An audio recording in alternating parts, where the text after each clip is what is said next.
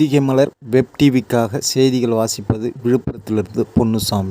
விழுப்புரத்தில் ஏடிஎம்களில் கொள்ளையடித்து பெங்களூருக்கு தப்பிச் சென்ற கொள்ளையர்களை போலீசார் 24 மணி நேரத்தில் கைது செய்தனர்.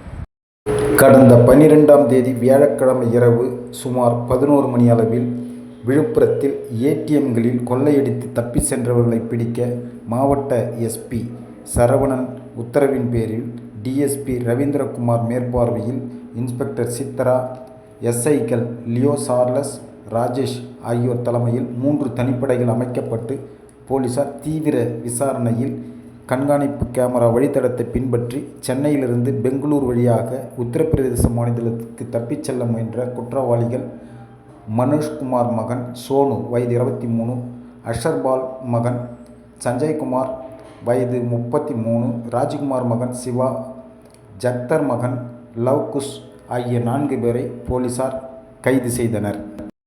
அவர்களிடமிருந்து ரூபாய் 10,600, 4 செல்போன், 4 ஏடிஎம் கார்டு உள்ளிட்டவற்றை போலீசார் பறிமுதல் செய்து அவர்கள் மீது வழக்கு பதிவு செய்து அவர்களை நீதிமன்ற காவலுக்கு இன்று அனுப்பி வைத்தனர்.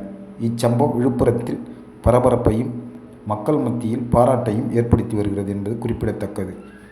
24 மணி நேரத்தில் கொள்ளையர்களை கண்டுபிடித்த போலீசாருக்கு மாவட்ட காவல்துறை பாராட்டை தெரிவித்துள்ளது என்பது குறிப்பிடத்தக்கது.